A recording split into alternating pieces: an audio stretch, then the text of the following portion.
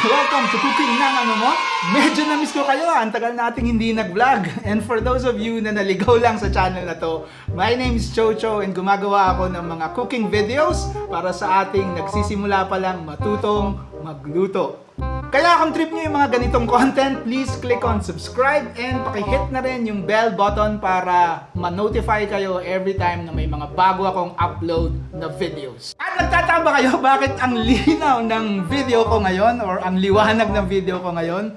Kasi bago yung ring light ko.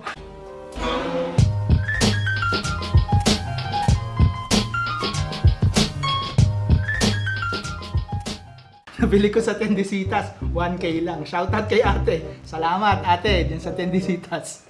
Okay, so ang dami kong kwento. So bumalik na tayo dun sa talagang agenda natin for today. So today, in this video, tuturuan ko kayo kung paano natin pasiseksihin yung simpleng pritong isda natin. So dyan lang kayo.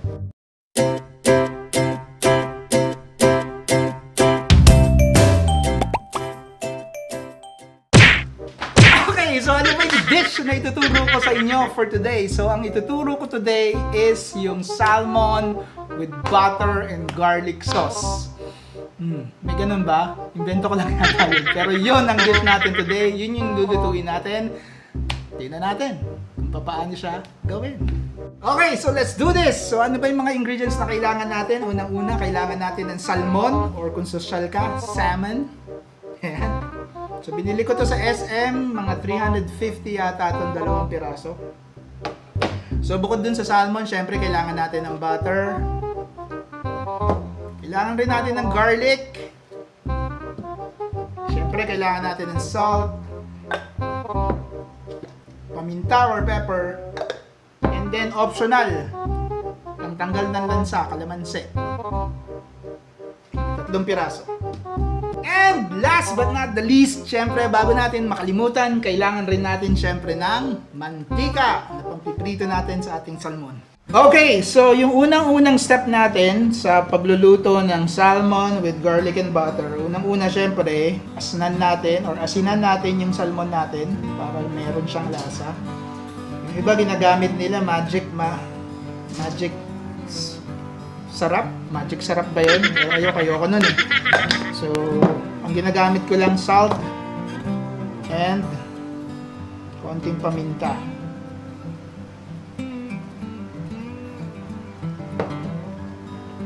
Okay. So, nilalagyan ko rin yung balat niya para may lasa.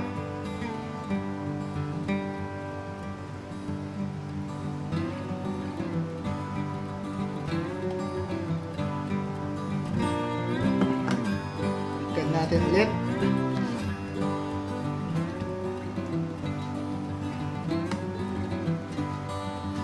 Okay. So, ang next step natin, ipiprito na natin to. Okay, so simulan na natin iprito yung salmon natin. Magpainit na tayo ng mantika.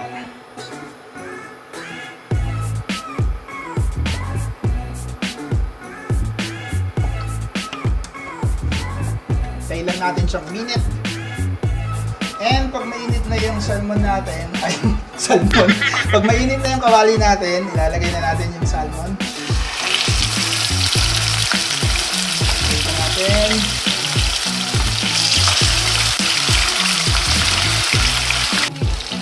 At mabilis na prituhan lang to. Tingnan natin kung ano yung nangyari sa salmon natin. Natin. Yan! So, sarap. Hilig ba kayo sa salmon? Kasi may hilig ako rito eh. Yan! The best! So, hintayin lang natin maluto yung salmon natin. And then after maluto yan, isi-set aside natin. So, let's wait for another 2 minutes siguro bago natin siya hangin. Pumipitik-pitik pa. Alright, so silipin natin kung ano lang itsura. Yan!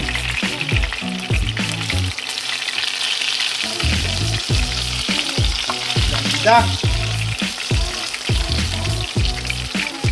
Okay pa, mga 1 minute pa siguro. Bago natin siya hamunin. Okay, so pwede na yan. Tignan na natin si salmon. Give up na yung induction cooker natin. Masyado na mainit. Nag-automatic yan.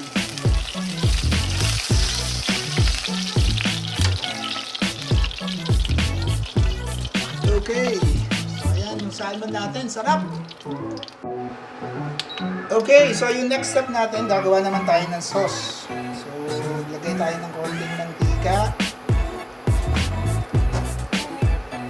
Mantika natin, yan din yung mantikang ginamit natin kanina sa salmon, sa salmon.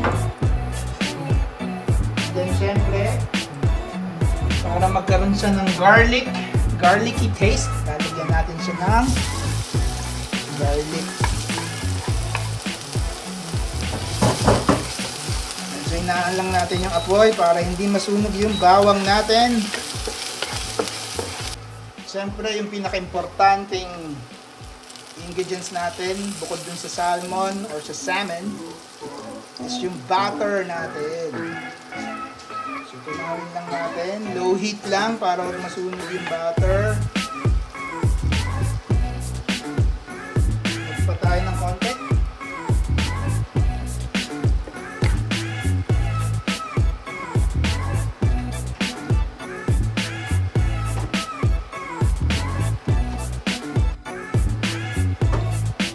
Last ingredient natin is yung kalamansi.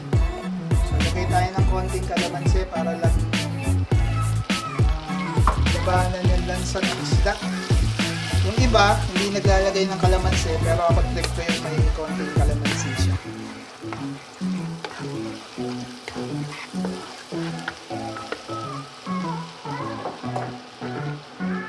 Dagdag din tayo ng konting seaweed.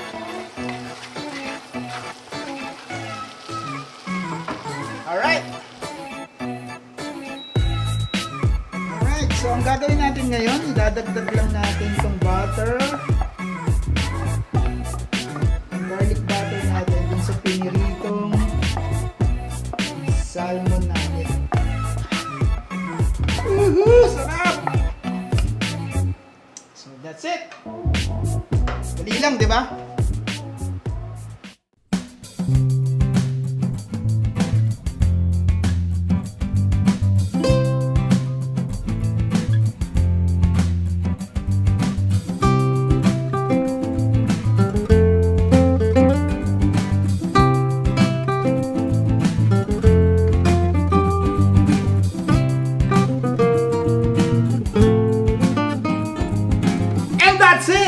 Ang dali lang, di ba? Napakasimple lang. And dahil sa sobrang dali lang nitong dish na to, bakit di nyo subukan? And then, let me know kung nagustuhan nyo.